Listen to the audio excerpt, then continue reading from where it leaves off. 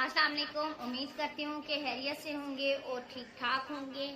मैं आज आपको मेहमान नवाजी के हवाले से एक वाक़या सुनाने जा रही हूँ कि हज़रत अबू रबी रहमतुल्लाह फरमाते हैं कि मैंने एक गाँव की एक नेक औरत की शोहरत सुनी तो जिसका नाम फिज़ा था। तो मेरे दिल में ये ख्वाहिश पैदा हुई कि मैं उस औरत से जो है तो जाके मिलूं।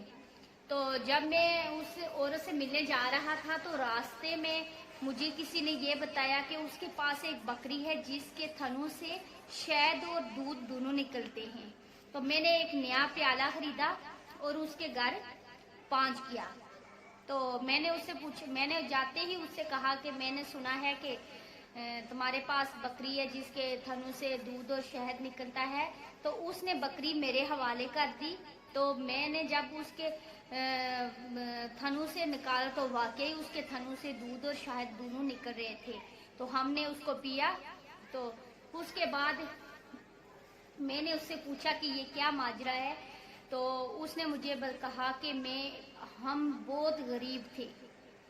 तो बकरा ईद थी तो मेरे शोहर ने मुझसे कहा कि हमारे पास सिर्फ एक ही बकरी थी।